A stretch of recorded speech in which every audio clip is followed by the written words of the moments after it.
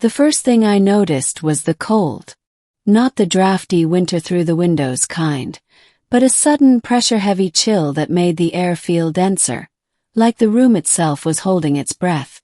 My clock glowed 12 a.m. in harsh red digits. I remember that detail clearly because I just rolled over, annoyed that insomnia had won again. Then she spoke. "Can you help me?" Her voice wasn't loud. It didn't need to be. It slid straight into my head, soft and urgent, tinged with something like fear. I sat upright so fast the blanket tangled around my legs. At the foot of my bed stood a woman. No, something shaped like a woman. Pale light traced her outline, as though she were being projected from another place, and the signal wasn't quite stable. Her eyes were too bright, reflecting starlight that didn't exist in my room. I should have screamed. Instead, I asked the dumbest possible question. "How did you get in here?" She tilted her head, a gesture so human it grounded me. "Your species still prioritizes locks. That's comforting." I swallowed. "Who are you?" "My name cannot be pronounced by your biology," she said. "But I am a navigator of the Thuran continuum. And we are dying." That was the beginning. She explained in fragments, as if time itself was pushing her to hurry. Her people weren't invading or observing us. They were hiding. The galaxy, it turned out, was not the vast, empty place we imagined, but a crowded ecosystem governed by ancient predators, entities that consumed civilizations once they reached a certain technological threshold. The Thuran had reached it. "They erase stars," she said, voice shaking for the first time. "They unmake physics. We tried to flee through folded space, through higher dimensions, through time itself. Nothing worked." I rubbed my face. "So, why me?" Her eyes locked onto mine. "Because humans are invisible to them." I laughed, sharp and disbelieving. "We've got telescopes, radio signals, nuclear weapons." "You have chaos," she interrupted. "Unpredictability. Fragmentation. You advance without consensus, without harmony. You fight yourselves more than the universe. To the predators you are static. Noise." That didn't feel like a compliment. She stepped closer and the air hummed. "We studied thousands of extinct species. Every one of them pursued perfection. Efficiency. Unity. You do not. So you want us to hide you?" Yes. "No," she said softly. "We want you to teach us how to survive." That was the middle. The days that followed, if you could call them days, blurred into secrecy and sleeplessness. She couldn't stay long. Whatever hunted her kind could trace prolonged dimensional distortions. So she came in flashes, always at midnight, always fading before dawn. I introduced her to humanity's greatest strengths and worst habits. Our redundant systems.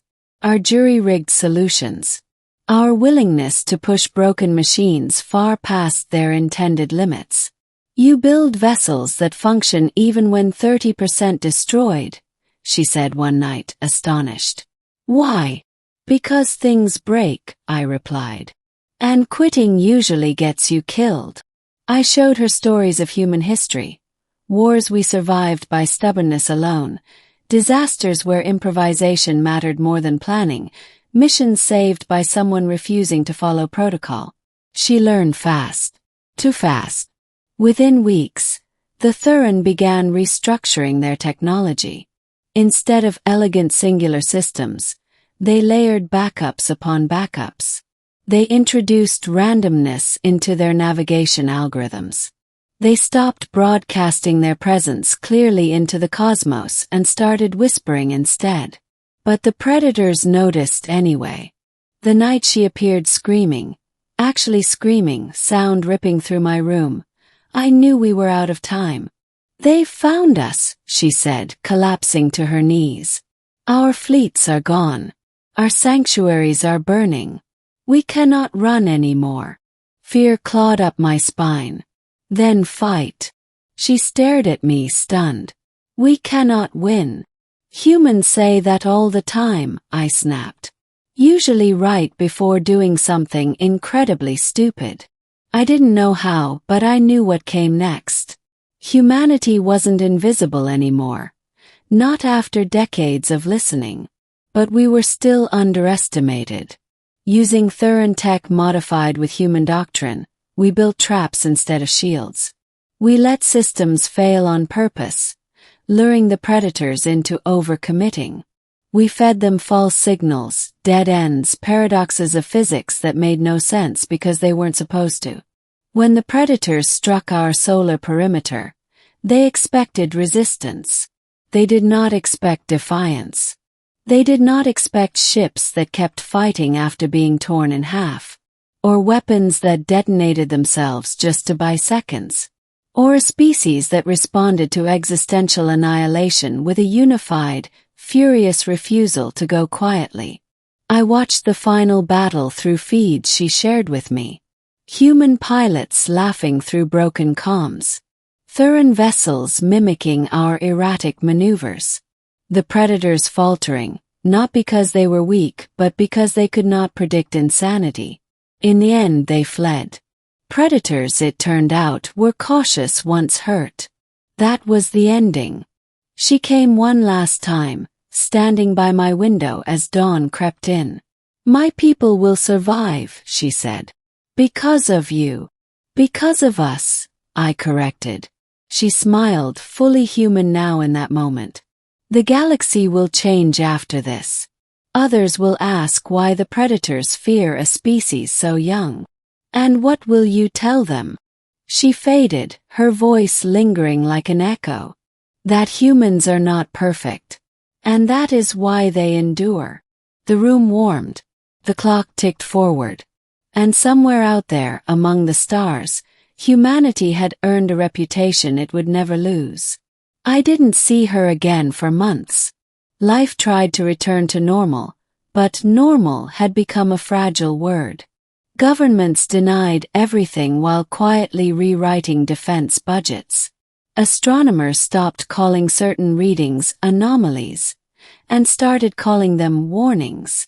Humanity had been noticed, truly noticed for the first time. Then one night my room grew cold again. Not sharp this time. Not frightening. Gentle like a familiar winter returning. She appeared sitting in the chair by my desk, solid now. Real. No flicker. No distortion. You stayed, I said softly. Yes, she replied. So did you. She told me the Thuran had scattered, embedding themselves among human space routes, learning our habits, our messiness, our refusal to surrender. They had abandoned perfection entirely. Turned out perfection was brittle. Humanity was not. The predators still exist, she said. But they avoid regions marked by human presence. I leaned back, staring at the ceiling. So we scared the monsters. She smiled. You taught the universe something new. I asked her what would happen next. She stood and walked to the window, gazing at the stars like they were old friends. Others will come. Some seeking shelter. Some seeking alliance. Some seeking to test you. And if they're hostile, her eyes met mine, steady and certain. Then they will learn why the darkness learned to fear you. She stepped closer and placed a hand over her chest, mirroring a human gesture she'd learned. You are not the strongest, not the fastest, not the oldest, but you endure. You adapt. You fight even when logic says you should not. Her form began to fade, not from danger but from choice. We will whisper your name across the stars, she said. Not as conquerors, but as survivors. The warmth returned. The silence followed.